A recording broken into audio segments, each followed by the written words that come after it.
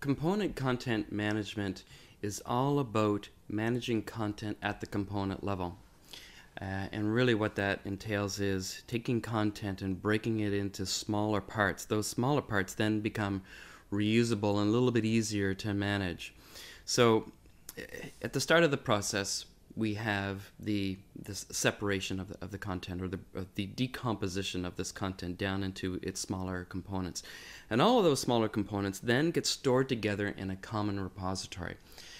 From that common repository, then you can pick out bits and pieces of that content to form a new document.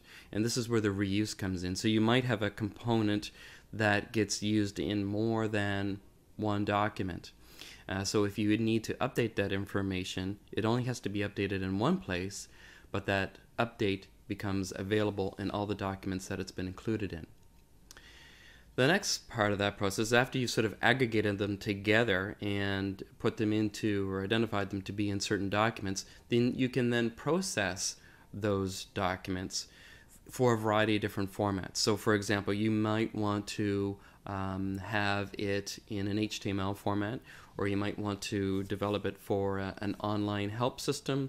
You might want to develop it for a PDF system. So these component content management systems not only have the ability to aggregate these components into new documents, but they also have the capability of rendering them out into different formats for you. So as we indicated, it helps to manage content at the module level. It facilitates reuse of content across documents. It also helps you deal with variations, and this is really important when you've got a circumstance where you're putting out products. Products are coming out with new versions, and so your documentation needs to reflect the new product versions. And in these circumstances, you might want to have variations on a paragraph depending on what version of the product you're dealing with, and these are called derivatives or variables. And so your ability to say, insert product name here, or this is the paragraph to use for version 1.2, those are important aspects of component content management. The other thing that we're doing, because we're reusing content across documents, we're not having to author it over and over again, so you're going to decrease your content creation costs. We're also able to implement standardized vocabularies, and what that means is agreed upon words that we're going to use when we're describing our products, so that everybody, if you've got teams of 20, 50 odd people, everybody's using the same language. And those vocabularies are available within these component content management systems, and some even go so far as to enforce that these words are used. So if it finds other words which might be synonyms to your control vocabulary, it can alert you, say, whoa, you shouldn't be using that, you need to use the control vocabulary. In a lot of industries too, where there's a lot of regulatory compliance concerns, these systems can ensure that you are always compliant, so that you always have the proper updated documentation for the particular version of the drug or the product that you've got on the market.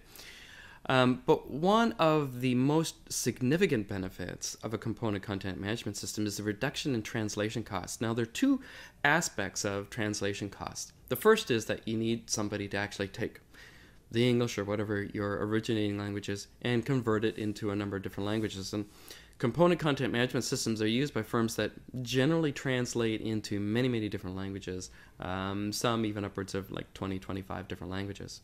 So there's a lot of cost to be saved there purely in the translation if you are making use of reuse. In other words, I've already got that written, I've already had it translated, so I'm going to reuse that content and I'm going to reuse the translations. Therefore, in this new document, I can reduce my initial translation costs. That's one part of the translation cost. It turns out the most significant portion of translation costs is for somebody to take your document and then translate a text and replace the text in the document. And this is a bit of a hidden cost. And so normally when you're dealing with translation firms, they will give you a price of, cost per word or what have you. but they kind of hide this cost, and it turns out to be almost more expensive than the actual translation itself. So within a component content management system, as we indicated, it can take these different components and process them to publish these other formats, so that you totally cut out that cost. And the cost savings can be in the millions of dollars. And I've seen a lot of projects that have funded the entire implementation of a content or component content management system based upon that. So that's fairly significant. The last, but certainly not least, is time to market. I mean, if you are able to more quickly produce these different formats, and you're going through fewer translations, and you're writing less stuff, you're going to get out to market faster. And that can have a fairly significant benefit. There are lots of different component content management systems on the market. They all have their own sort of unique approach.